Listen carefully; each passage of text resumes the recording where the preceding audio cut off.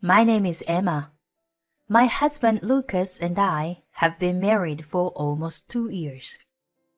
We originally met through our work, and we started dating soon after we met each other. In our second year of dating, Lucas proposed to me. I said yes because I had longed to have a family, but also I was already 32 years old when he proposed. My friends and colleagues around me were gradually getting married, and I might have been feeling a little rushed. I loved Lucas, and I was sure if I married him, I would be able to build a happy family with him because he was always so kind and cheerful. However, about 6 months before we got married, my husband's father, the man who would have been my father-in-law, passed away. He had been suffering from a chronic illness, and I heard he wasn't in a very good condition. At that time, we had already started making plans for the wedding, and my husband and I were both surprised and upset. After discussing it with my husband and his family, we decided to go ahead with the wedding as planned.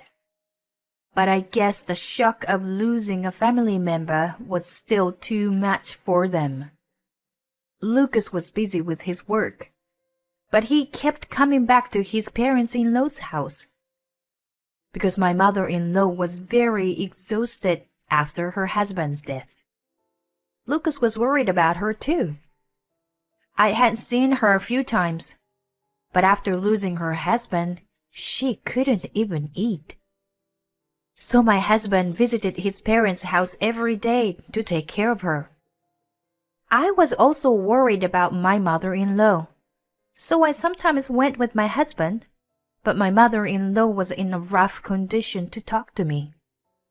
1 month before the wedding, my husband made a proposal to me. If things continue as they are, my mom may go crazy. I'm thinking of moving in with her when we get married. So, what do you think, Emma? To be honest, I didn't know what to say. It's not that I don't like my mother-in-law. I know that my husband is worried about her so much. But it's a different story when you are asked to move in and live with in-laws. Let me think about it, okay? I told him that and asked him to give me a few days to think about it. I talked to my parents and thought a lot about what I should do. As a result, I came to the conclusion that living with my mother-in-law would be the best way for me to spend my days with my husband, whom I loved very much. To be honest, I'm not so sure I'm keen on the idea. But even if I start a new life with my husband, he will continue to worry about my mother-in-law. And if my husband has to go to his parents-in-law's house as often as he does now, even after marriage, I thought it would be better for us to live together to start with. My husband was very happy when I accepted to live with mother. Thank you so much. Mom will be very happy. His face lighted up, and it made me happy too. In fact, when I went to my parents-in-law's house before the wedding, my mother-in-law said to me, I am sorry, Emma. You have to live with me all of a sudden. But thank you. I'm glad you are going to be my son's wife. That's what she said to me. I knew that my mother-in-law was a sweet person. And because she raised my husband, I thought Lucas was, of course, a wonderful person. So I wasn't too worried at this time. I didn't know that my life with my mother-in-law was about to start like that. A few days after we went to my parents-in-law's house to say hello, we had a successful wedding ceremony. With the blessings of many people, we became husband and wife. The next day, we started preparing to move to my in-laws' house in earnest. I was also working, so I was busy every day. But after we moved in, my mother-in-law became cheerful day by day. She always prepared meals for us on weekdays because she knew we were both working. She also does the shopping for us on a regular basis. Mom gets so much better now. I guess it's hard to be depressed when you have someone to live with. My husband seemed very happy to say that. Seeing such a happy husband, I couldn't help but began to smile. One day, after about 2 years of such a smooth, cohabiting and newlywed life, it was a sudden event. I happened to take a weekday off to use my paid vacation. I usually leave the housework to my mother-in-law, so I decided to do it all by myself that day. As I was preparing for lunch, she spoke to me from behind. "Oh, thank you, Emma. I'll help you with something too." "It's okay. I always leave it to you. Please, let me handle it today." "Oh, really? I'll be happy to then." While chatting with my mother-in-law, who was as friendly as ever, I prepared lunch. And when it was ready, I put it on the table and we sat down to eat. Then my mother-in-law opened her mouth. "Listen, Emma, this may not be the best time to ask, but I wonder if you can have a baby yet." "Excuse me?" She suddenly asked me a question I never thought I'd be asked. The side dish I was holding on slipped out from between the fork. Seeing me like this, she continued. "Well, you've already been married for a year, and you still can't even have your first child?" That's what she said, and I was at a loss. "It's not that we don't want children, but I didn't happen to be pregnant yet." "Well, Mother, they say that children are a gift, and I'm letting my timing and Lucas's timing take care of itself." When I replied with a smile, my mother-in-law's face instantly turned grim. "Timing? What are you talking about? You have to have children while you are young. Do you understand? You don't want to give birth to your child when you are older, do you?" Saying that, she put down her fork and stared at me. "It's not right that you can't conceive a single child after being married for a year and a half," she told me firmly. Maybe my mother-in-law does have a point. I've always had irregular cycles, and I never really paid much attention to it. My mother-in-law told me that maybe there was something wrong with me, and that's when I started to think about it. As a result, Lucas and I decided to go for a fertility test together during his next day off. I was very anxious inside during the test.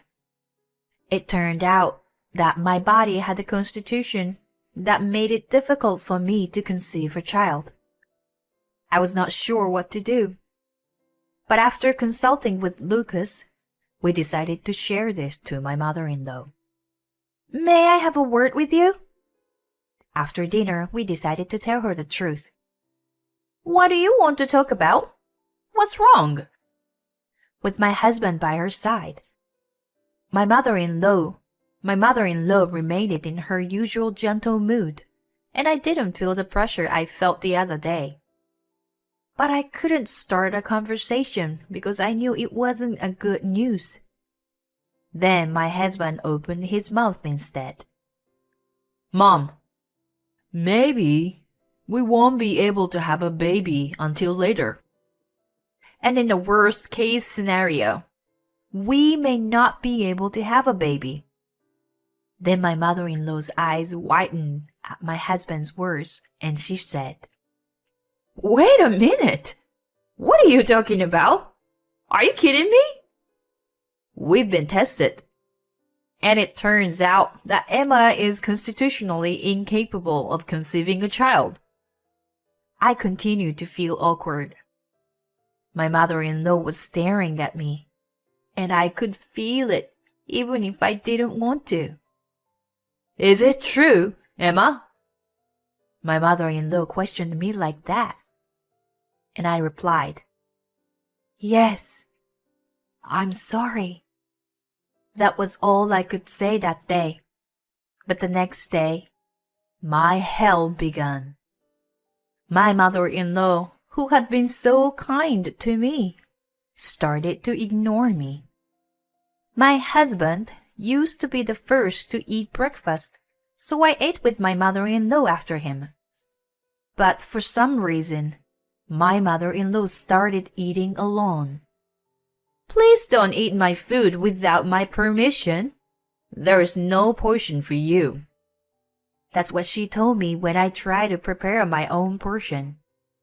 If I tried to make my own meal, my mother-in-law would say I was in the way.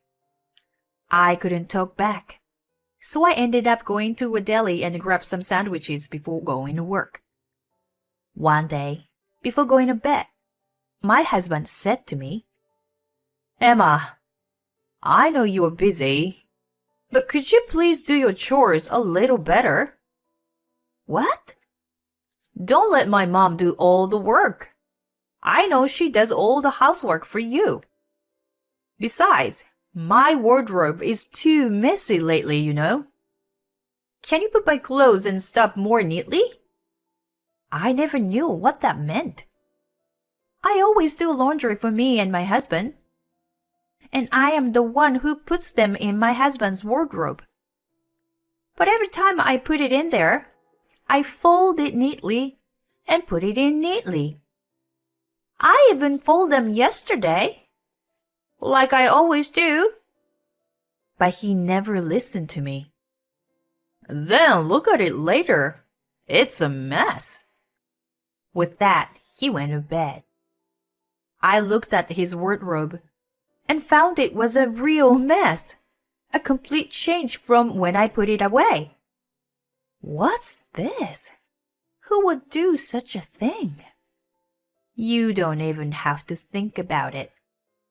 My mother-in-law is the one who is home alone all day. But I thought maybe it just happened to be messed up when my husband was taking it out. I decided to wait and see. But the next day, Lucas told me something I never thought I would hear. "Emma, are you harassing my mom?" "What? What are you talking about?" I was so confused because I had no idea what he was talking about. "Don't play dumb with me. You broke her mug cup today, didn't you?" "Well, she dropped it herself. I didn't even touch it." It was the day my mother-in-law bought her favorite mug cup. I know that while I was hanging the laundry out to dry, I heard a rattling sound coming from inside the house, and my mother-in-law was lamenting about it. But for some reason, my husband didn't believe me. "How come you did such a thing, knowing that the mug was her favorite?" He blamed me. My husband didn't believe me, even though I repeatedly tell him that I didn't do it. On the contrary, he takes my mother-in-law's side without any proof, keeps accusing me of doing it.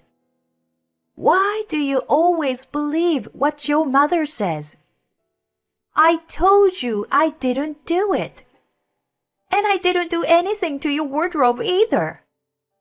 If anyone is going to make a mess, it's your mother. I'm the one being harassed. Why can't you see that? I got emotional and told him like that. Then my husband's face turned red in anger. That's enough. How much more can you make my mother look bad? That's why he yelled at me. I froze on the spot because I never heard him say such a thing before. Then my husband sighed and said,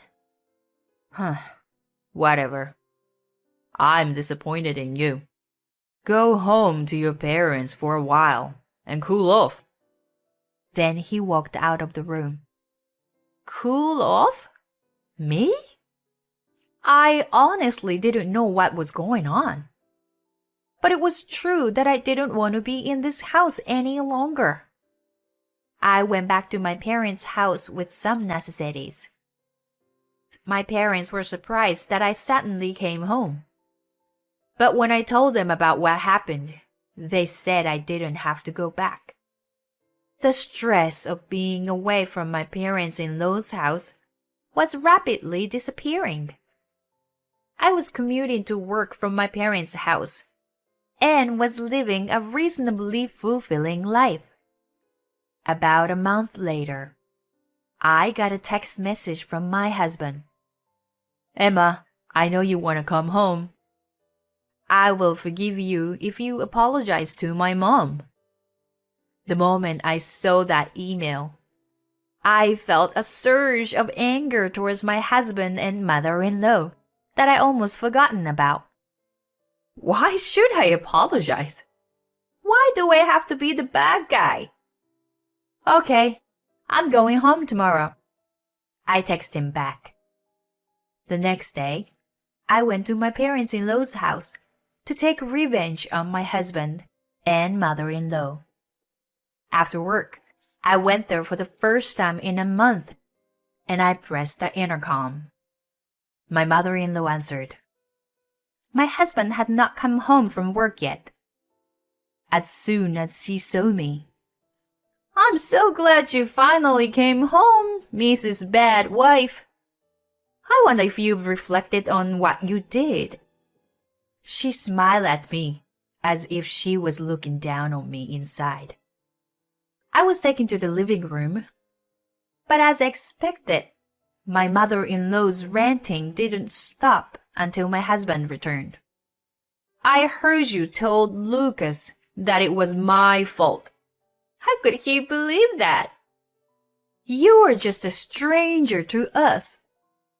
You've been in the way from the beginning, you know." I wanted to yell at her, but I held it in until my husband came home. He came home a few minutes later. "Emma, did you apologize to her?" That was the first thing he said. No, I didn't. There's nothing to apologize for." When I said that, my mother-in-law and my husband stormed in on me. "If that's the case, why did you come back?" "I was trying to get you to come back to live with us." I took a deep breath and said, "Thank you for everything you have done for me. That's what I came here to say."